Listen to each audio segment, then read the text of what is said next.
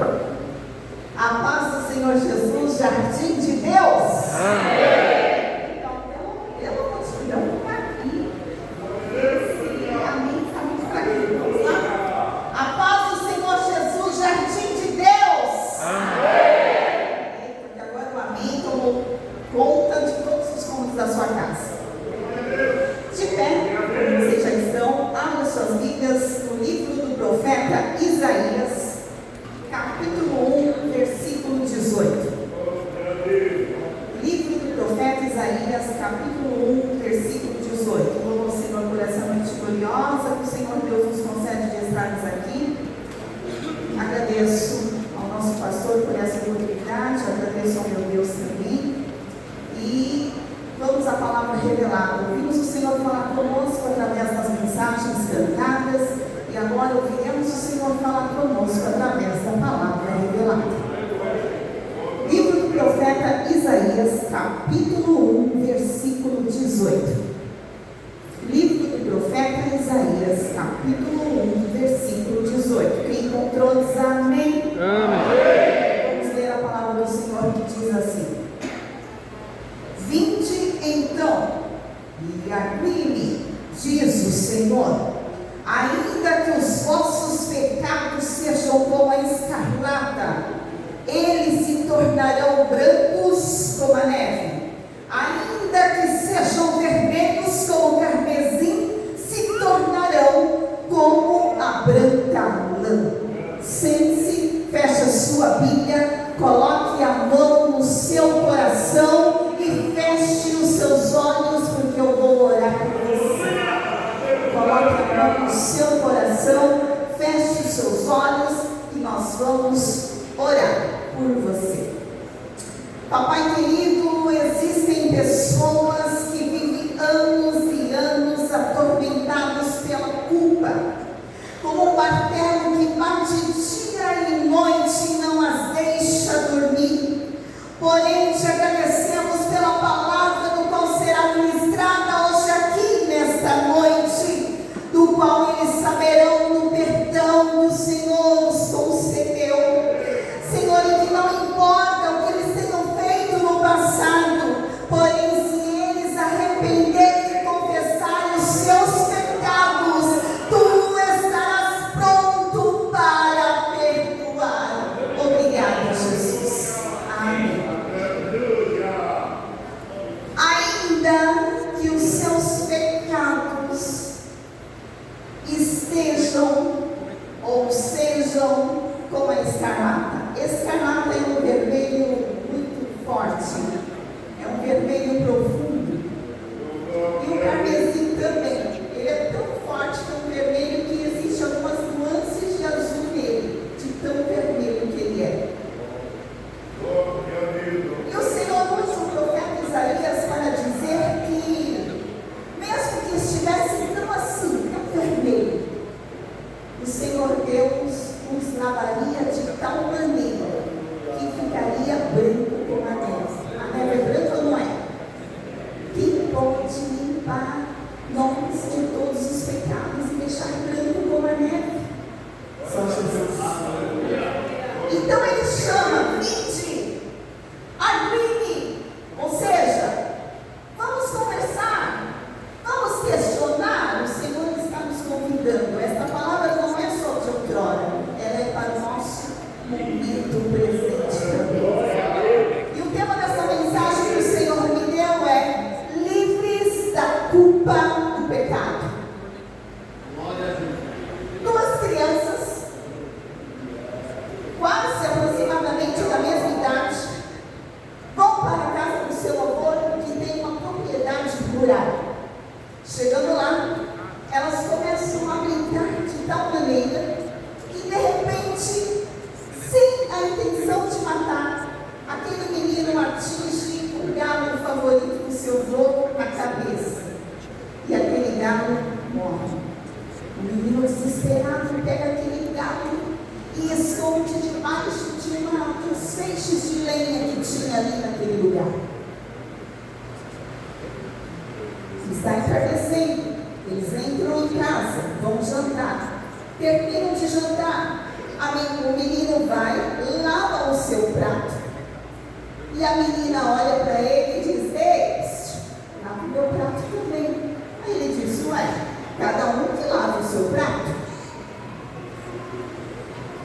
E a menina cochicha no ouvido dele. E ele com medo, lava o prato. E eles vão dormir. Acordam de manhã. O menino dorme no lençol da sua cama. E o menino já está todo eufórico para brincar quando a menina, sua irmã, chama ele. Arruma minha cama também. E ele, arruma você. E ela fala, o galo. E no decorrer do dia, foi o dia inteiro, aquela menina importunando o seu irmão por causa do.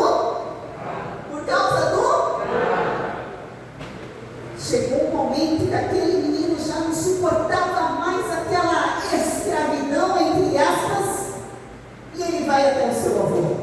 Vô, eu preciso lhe contar uma coisa. E o seu avô só olhando para ele. Vô, eu quero lhe pedir perdão, que sem querer, vô, eu atingi uma pedra na cabecinha lá do seu galo e ele morreu. E o vô olha para ele e falou, eu sei, neto. Sorriso. Ele, como assim? E o senhor não me disse nada? E ele olha para ele e disse, não, eu não disse, mas eu estava na janela contemplando quando aconteceu essa arte. Eu só estava esperando até quando você iria suportar a culpa pela morte do galo. E nós, conosco, acontece isso também. A culpa acontece em nossas vidas. É necessário sentir culpas? Sim. Uma pessoa que ela não sente culpa é um psicopata. É a classe dos psicopatas, que se alegram com a desgraça e com a dor do outro. Mas uma pessoa em sã consciência, ela tem culpa. E é importante ter culpa. Porque quando a culpa vem, a voz da consciência vem para nos consertar. E às vezes de forma positiva. Mas existem culpas que o Senhor já te perdoou, mas você mesma não se perdoa. E é isso que o Senhor vai falar conosco hoje. Eu gostaria de dar a definição de algumas palavras. O que quer dizer livre? Livre é liberto. Imagina uma pessoa encarcerada que os seus pés, as suas mãos estão atadas por correntes. Como que ela consegue ser liberta?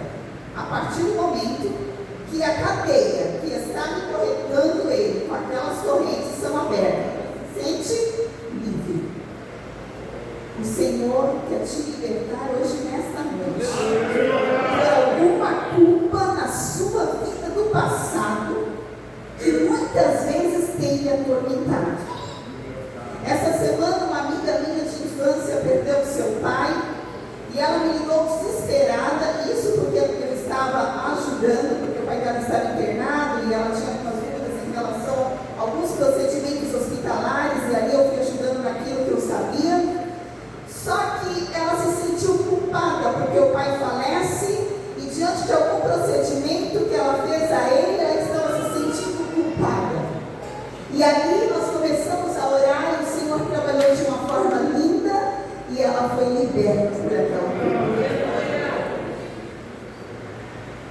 Culpa, o que é culpa? É um sentimento causado por algum ato realizado no qual causa inquietação na alma, seja ato de vingança, violência verbal ou física. E ela é ruim, irmãos. Sabe por quê? Porque ela prejudica o nosso interior. A consciência ferida tira o sossego e provoca males como a insatisfação, a perda de apetite, depressão e diversas enfermidades. Ela prejudica a saúde. Olha o que o salmista disse em Salmos 32, 3: enquanto eu me calei, disse ele, envelheceu os meus ossos pelo meu bramido em todo o dia. Ou seja, a culpa envelhece o nosso esqueleto. Nem todas as doenças são fisiológicas. Muitas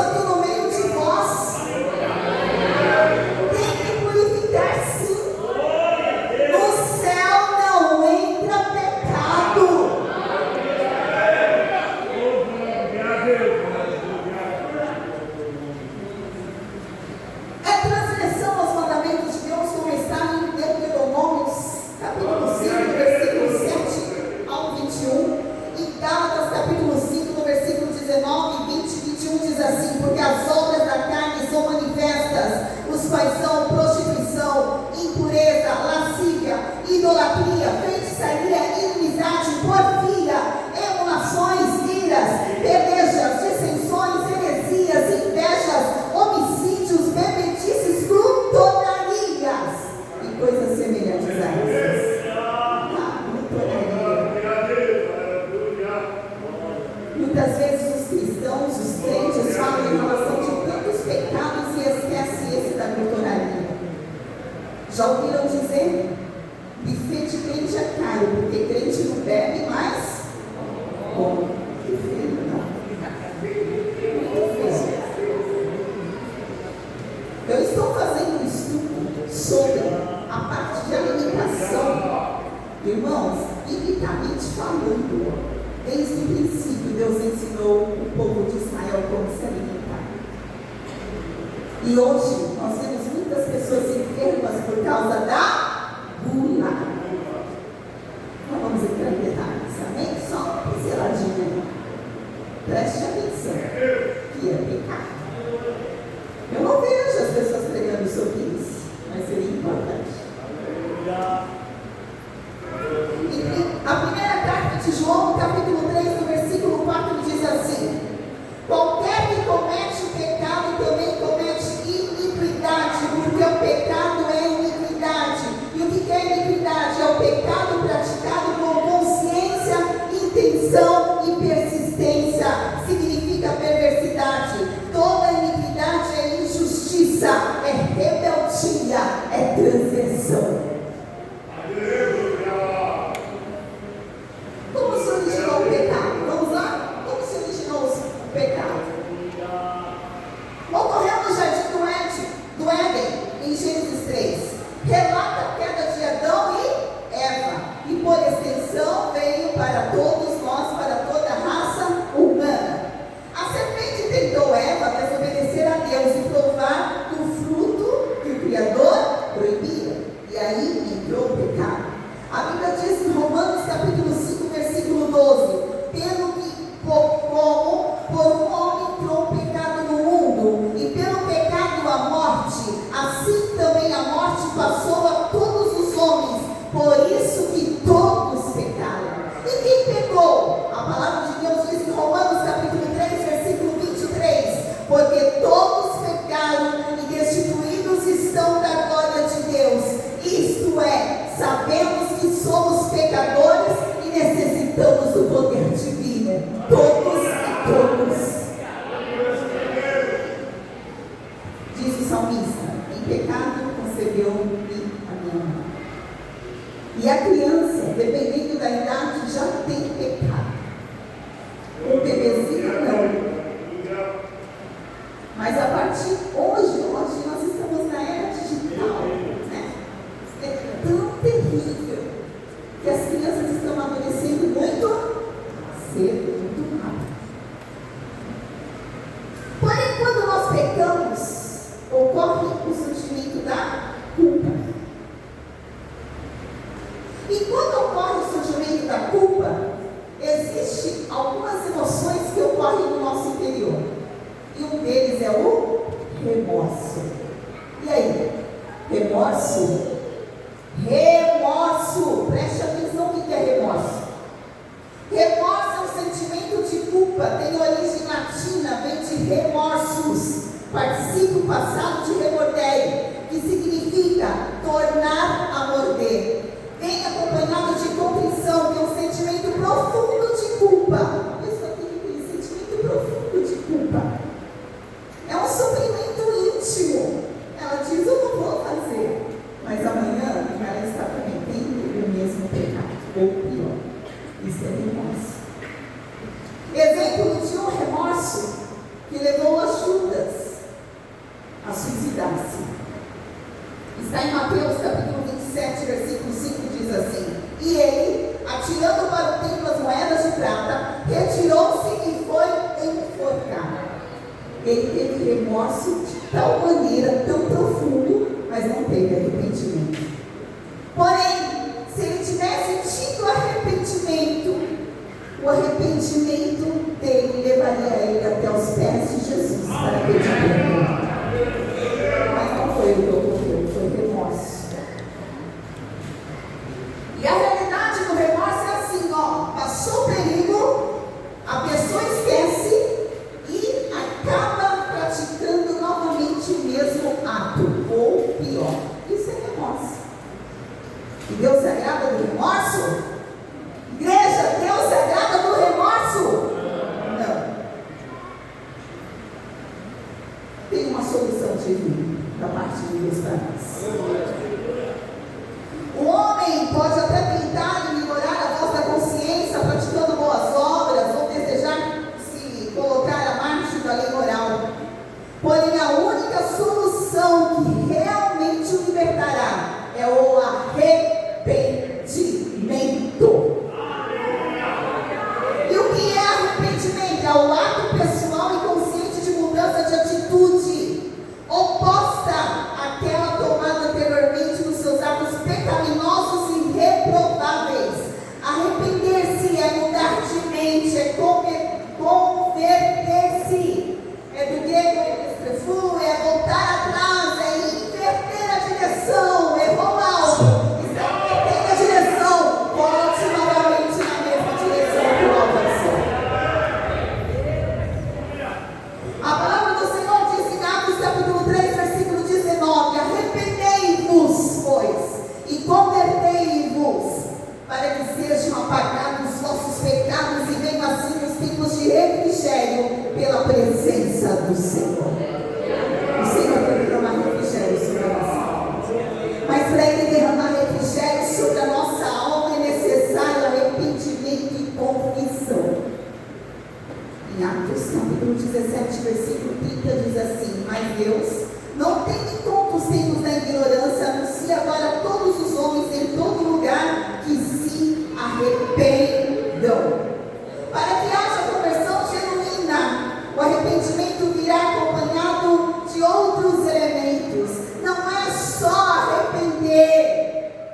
Existem 5 elementos intrínsecos do arrependimento. E nós vamos conhecer. O primeiro deles é a confissão. É dizer a Deus: eu sou culpado. A tendência humana é se auto-justificar. Jogar a culpa um no outro. Foi o que aconteceu lá no princípio, lá no jardim do Éden. Adão olha para Deus e culpa Deus. Deus, foi a mulher que tu me deste. E a mulher fala: Senhor, foi a serpente. Isso é desde o princípio. O ser humano gosta de se auto-justificar, colocar a culpa um no outro. Olha o papel principal do ser humano. Nenhum deles, nem Adão, nem Eva, disseram: eu pequei.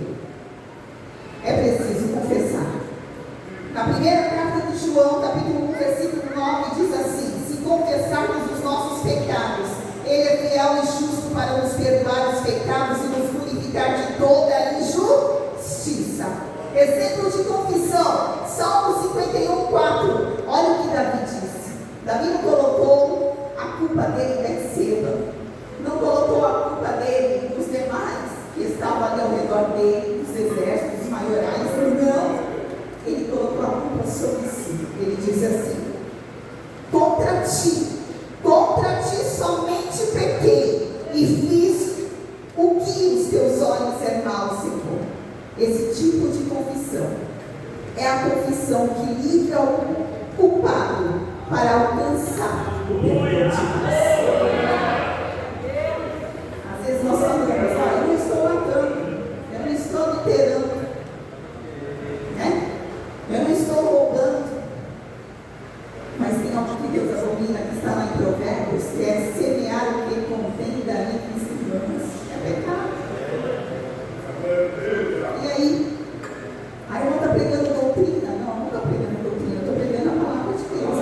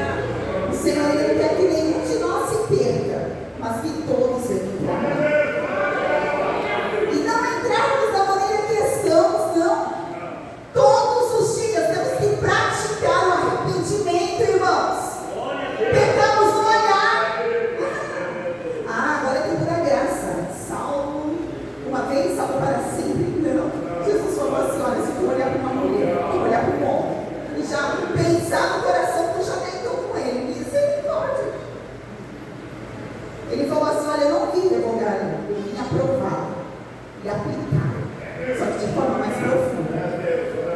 Não é o dogma, não é varrer pecado debaixo do tapete, não.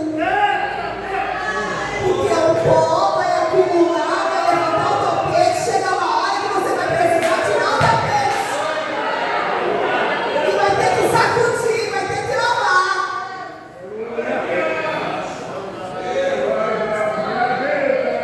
Segundo elemento, as lágrimas. Ela exerce grande influência no mundo espiritual. Talvez o mais significativo exemplo seja o de Pedro, em Mateus capítulo 26, versículo 75, e diz assim: e lembrou-se Pedro das palavras de Jesus que lhe dissera: antes que o galo cante 3 vezes me negarás. E saindo dali ele chorou amargamente. As lágrimas de Pedro emprestaram sentido perpétuo ao seu arrependimento. Terceiro, a oração. É natural que o arrependido ore, e assim a inspiração volta para o Senhor Deus.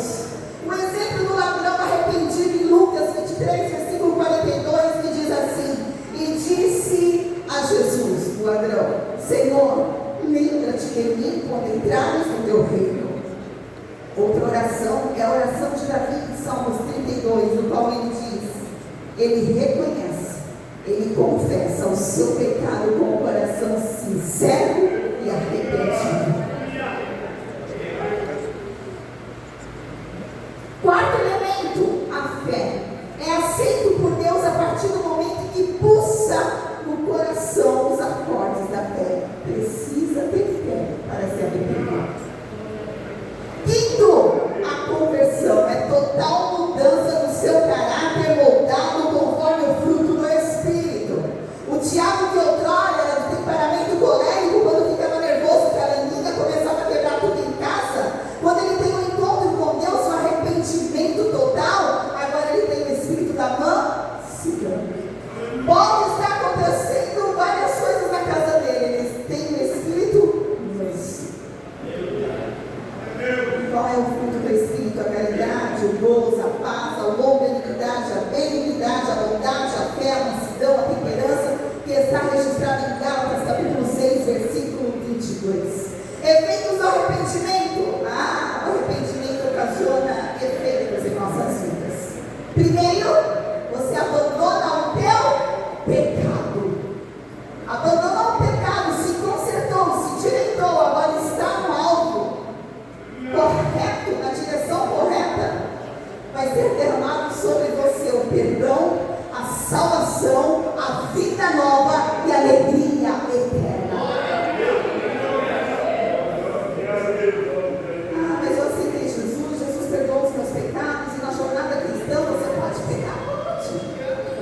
Só que aquele que é de Deus, ele nunca para de pecar. Aquele que é santo se santifique mais ainda.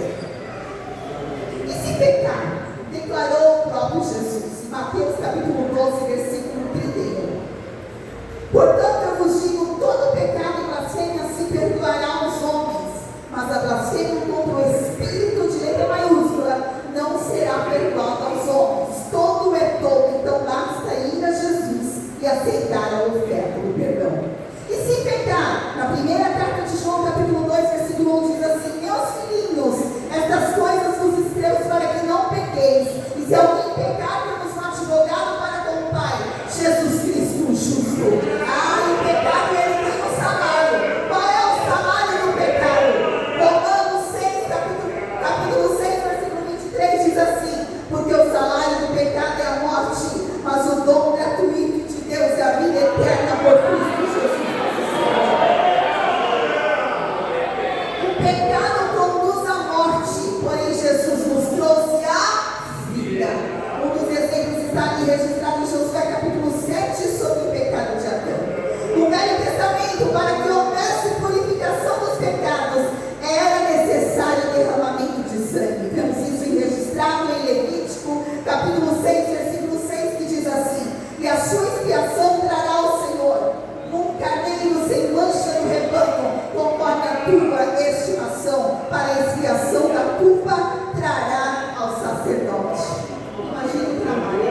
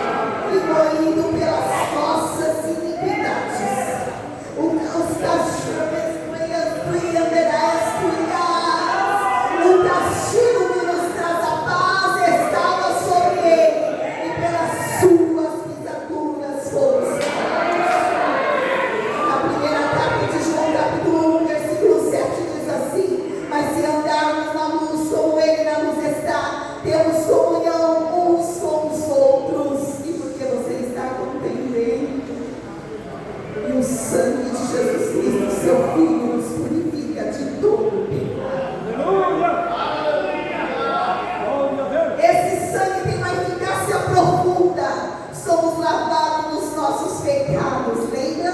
Vermelho como carmesim, como escarlata. Em Apocalipse 1:5, somos lavados dos nossos pecados. Somos resgatados, está em 1 Pedro 1:18-19. Somos purificados, está em 1 João 7. Somos redimidos, está em Romanos 5:9. Somos santificados, está em Hebreus 13:12. Em 1 Coríntios 6:11 diz assim: não que alguns tenham sido, mas havem sido lavados, mas havem sido santificados, mas havem sido justificados em nome do Senhor e pelo Espírito do nosso Deus. O sangue de Jesus vertido no Calvário, ele fez propiciação por nossos pecados. Ao aceitar o pecador muda de posição, ele deixa o banco dos réus e adquire liberdade. O Senhor apaga completamente os nossos pecados, e porque você ainda vive martelando a culpa na sua mente, hoje o Senhor joga por terra essas cadeias que te aprisionam. Ele tem promessas ricas e lindas sobre a tua vida. Ele diz em Miqueias capítulo 7, versículo 19: tornará a piedade de nós, subjugará as nossas iniquidades e lançará todos os nossos pecados nas profundezas do mar. E Salmo 103:12 diz assim: como está longe o Oriente do Ocidente, assim afasta de nós as nossas transgressões. Em Isaías capítulo 43, versículo 25 diz assim: e eu mesmo sou o que apaga as tuas transgressões, por amor de mim, e dos teus pecados eu não me lembro. E porque você fica lembrando, se martirizando por causa dessa culpa.